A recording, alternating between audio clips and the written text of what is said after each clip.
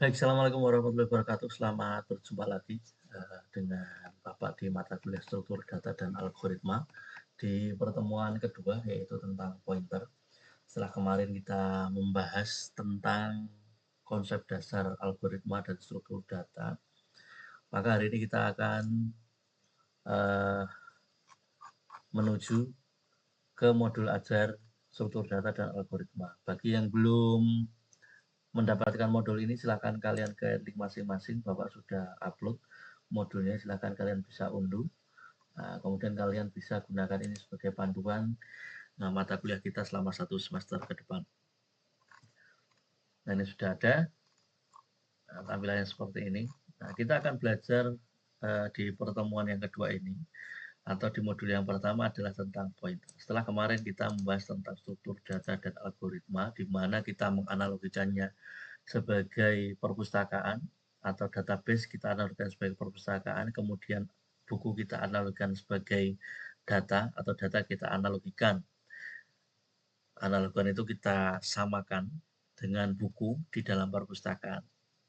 Nah, struktur data itu bagaimana kita menata buku-buku yang ada dalam perpustakaan itu bisa ditata dengan rapi sesuai dengan tempatnya atau sesuai dengan rak-raknya agar mudah, efisien, dan cepat ketika kita akan menerapkan algoritma atau pencarian tertentu. Nah, pointer, apa itu pointer? Pointer itu adalah nilai, adalah suatu variabel penunjuk. Poin tertentu. Nah, isinya apa? Yang menunjuk alamat suatu lokasi memori tertentu. Jadi pointer tidak berisi nilai data, melainkan berisi suatu alamat memori. Lokasi memori tersebut bisa diwakili sebuah variabel atau juga berupa alamat memori secara langsung. Nah, mudahnya seperti ini. Pointer ini penunjuk tentang, nah kita bisa analogikan ini rak-rak ini adalah struktur data. Nah, pointer ini menunjukkan ini rak keberapa, misalkan di sini. Ini rak, kita anggaplah ini A1.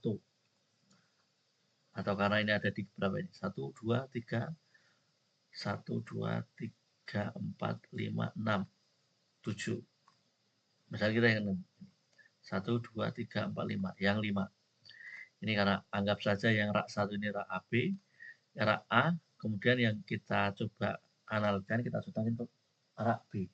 A, B, C, D, E, F, G, H. Belakang ini urut. Nah, ini raknya. Kemudian ini baris ke 1, 2, 3, 4, 5. Nah, ini barisnya dari atas sebetulnya, berarti ini B5. Nah, pointer ini adalah penunjuk, variabel penunjuk. B5 ini adalah pointer. Nah, ini B5. Nah, pointer ini nanti adalah variabel atau huruf atau karakter tertentu yang menunjukkan alamat dari rak ini. Misalkan pointernya kita akan menggunakan pointer istilahnya X. X sama dengan B5, maka X menunjukkan alamat rak B baris nomor 5. Nah, isinya adalah alamat. Atau ketika nanti ada di rak B5 ini, ada isinya buku, misalkan buku menggambar, maka variabel atau value-nya, nilai datanya adalah buku menggambar, alamatnya adalah B5. Kita contohkan. Misalkan variabel X dan terletak, misalnya variabel X dan terletak di memori X. Perpustakaan ini anggap saja adalah penyimpanan memori atau database. Jadi variabel X ini terletak di alamat ini, memori dengan alamat ini. Jika ingin melakukan nilai 100 dalam variabel X, maka proses harus membawa nilai 100 tersebut ke dalam variabel X yang terletak di alamat memori. Nah, nanti akan ada perintah, kita akan memasukkan nilai 100 di memori alamatnya sekian ini. Nah, kalau alamatnya panjang, maka kita pakai pointer ini agar lebih mudah. X ini sama dengan alamatnya ini. Nah, ketika kita ingin memberikan nilai atau memasukkan buku ke dalam rak alamat ini, maka perlu pointer. Hal yang perlu kita ketahui, setiap variabel ternyata memiliki ukuran byte yang berbeda-beda. Sebagai contoh, variabel bertipe integer memiliki ukuran 4 byte dalam memori. tipe data ini seharusnya kalian di mata kuliah yang lain mempelajari tentang tipe data, ada integer, strings, dan sebagainya. Kalau angka atau integer memiliki ukuran 4 byte, maka variabel tersebut akan menempati 4 coupling lokasi. Misalkan 1, 2, 3, dan 4. Nih, misalnya seperti ini. Nah, ini adalah variabel pointer. Pointer A atau penunjuk A dengan tipe data integer. Nah, integer ini bisa menyimpan 4 byte memori. Maka slotnya ada 4. Di dalam rak buku alamat rak B5 itu bisa menampung 4 buku. Bahasanya seperti itu. Buku 1, buku 2, buku 3, buku 4, bisa menampung 4 buku. Buku 1, 2, 3, 4. Nah, variabel B dengan tipe data integer juga bisa menampung 4 byte. 1, 2, 3, 4. Kalau nanti datanya itu ukurannya 2 byte ya, maka space-nya menempati 1, 2. Nah, operator pointer, ada 2 operator yang digunakan pada tipe data pointer, yaitu operator difference. Untuk menunjukkan variabel tersebut adalah pointer, maka operator yang digunakan adalah ini. Atau kita bisa biasa menambahkan n, dan ini artinya difference. Ini adalah operator yang berfungsi untuk menanyakan. Nah, kalau ada tanda ini, kemudian ada karakter yang lain, misalkan ini, maka ini digunakan untuk menanyakan alamat dari variabel tersebut. Apabila kamu memberikan simbol dan pada awal variabel dan mencetak hasilnya pada jendela CLIT command line interface, maka yang akan tercetak adalah alamat variabel tersebut, bukan nilai yang ditampung oleh variabel tersebut. Misal, di contoh program 1, nah, kita akan membuat sebuah program dengan tipe data di dalamnya integer atau angka. Nah, kita punya variabel A, punya data A, yang isi datanya adalah 5. Nah, variabel A isinya 5. Nah, slot A ini alamatnya ada di mana sih? Nah, misalnya ini, kita punya rak segini. A ini adalah variabel penamaan ini. Ini kita sebut A. Agar lebih mudah. Karena kalau alamat memorinya panjang tadi 0x000123, maka lebih kita pakai penunjuk atau pointer namanya A. Di sini. Nah, A ini akan kita kasih buku. Bukunya adalah 5. Nilainya 5. Datanya berupa data angka 5. Jadi variabel A di sini kita kasih data, yaitu data angka 5. Alamatnya mana? Alamatnya B5 atau 0x dan sebagainya tadi. Alamat memorinya. Nah, ketika kalian menggunakan simbol dan di depan variabel, kemudian dicetak. Cetak itu menggunakan perintah cout ini. Cout dan A. Maka akan tampil alamat memorinya yang panjang. Tapi kalau kita tidak menggunakan simbol dan, maka tampil nilai datanya. Tadi datanya A. Kita oke, Bapak contohkan. Nah, ini Bapak sudah mengetik codingnya, namanya coder. Kemudian compilernya, untuk lebih mudahnya kita pakai compiler online. Nah, yang namanya compiler adalah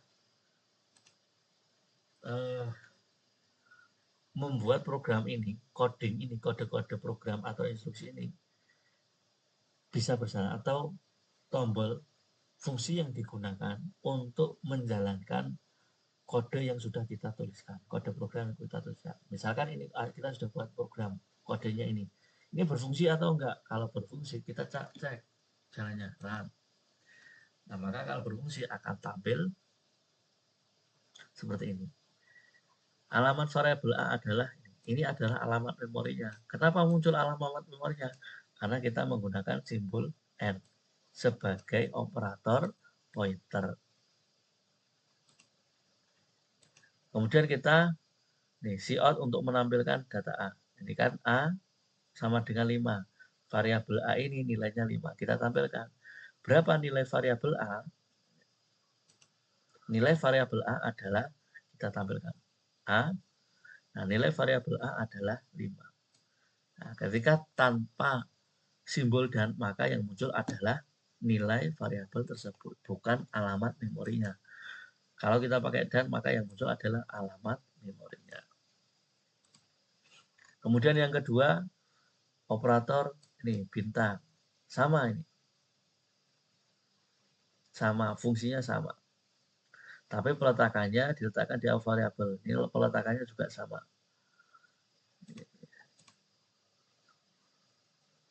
Nih.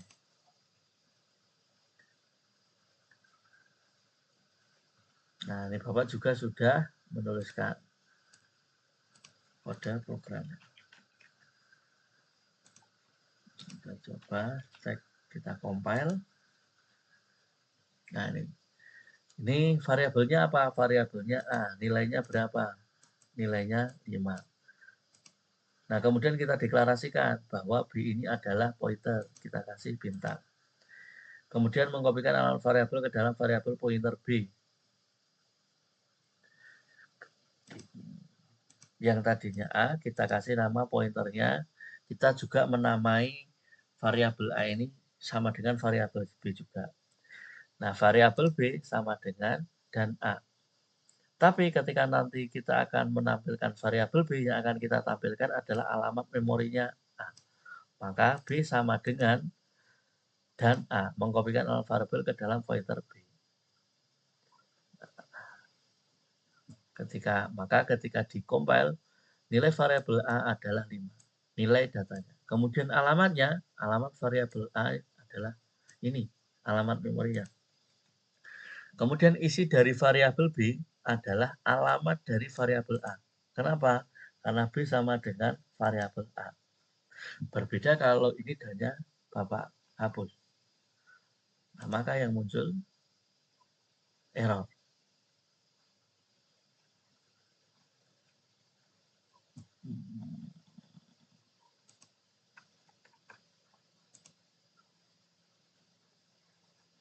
Karena ini proses error seperti ini namanya debugging. Nah, sekarang muncul error. Ini tidak bisa dihapus. Nah, nilai yang tertamu dalam variabel B adalah 5. Ketika kita akan memunculkan nilai variabel B-nya, pointer B-nya. Isi variabelnya sama. Karena B sama dengan alamat variabel A. Ini adalah contoh program kedua, operator reverse. Kemudian bagaimana mendeklarasikan variabel pointer? Untuk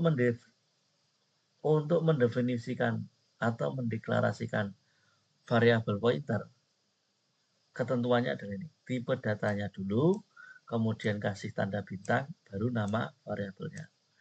Nah, tipe datanya bisa berupa sembarang tipe data, baik itu angka, huruf, string, integer, dan sebagainya. Nama variabel ini akan menjadi nama pointernya. Contoh, kita akan membuat variabel X dan Y. Nah, kita punya data dengan nama variabel X dan Y. Kemudian kita akan membuat pointer. Nah, nama pointernya adalah px.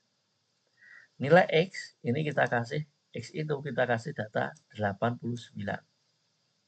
Kemudian nilai Y ini kita kasih data sama dengan nilai X.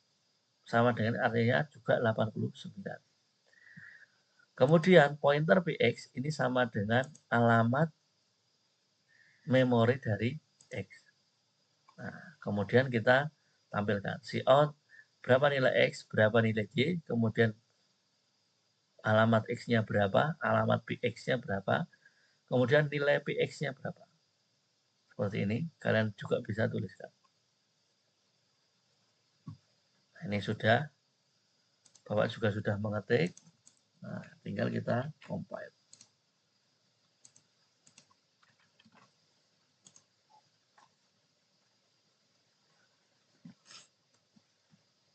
Nah, maka aku muncul seperti ini. Nilai X berapa? 89. Nilai Y sama dengan X, Y sama dengan X, maka nilainya juga 89. Kemudian berapa alamat X? Alamatnya ini. Kemudian berapa alamat PX? Sama dengan alamat X. Dan berapa nilai X? Nilai PX. Karena alamat memorinya sama dengan X, maka karena nilainya X sama dengan 89, maka PX nilai variabelnya atau nilai datanya juga 89.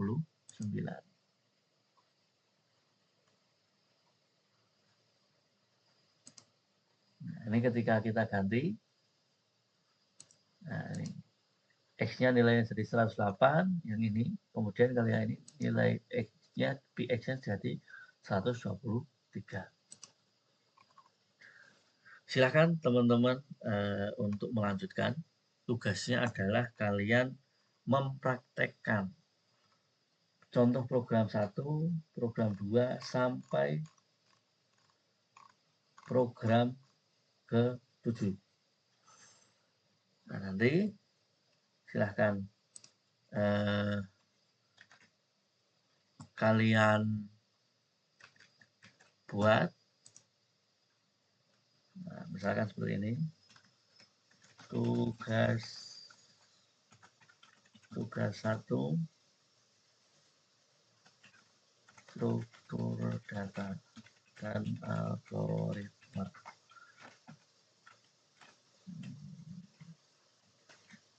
Ini praktik program 1 sampai program berapa tadi? Sampai program 7. Nah, silakan kalian tuliskan namanya, kelas, kemudian nomor, kemudian NIM. Nah, ini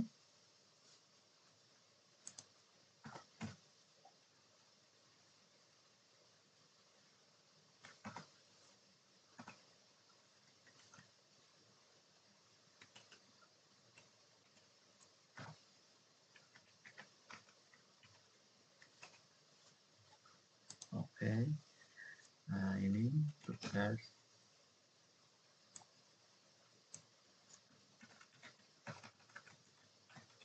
program 1, program 2,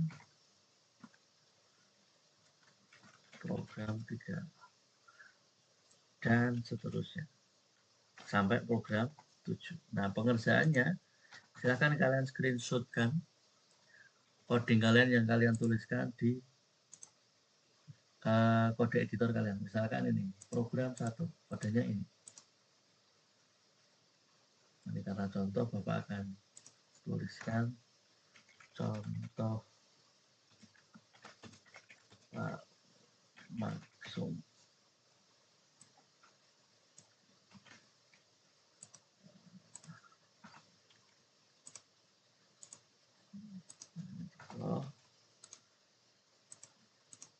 Nah, kalian bisa screenshot,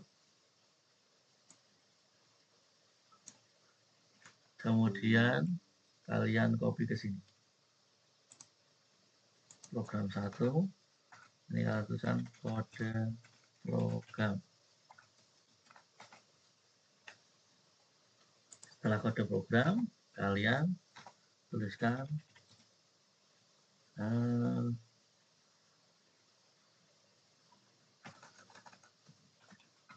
hasil program. Nah, hasil program di sini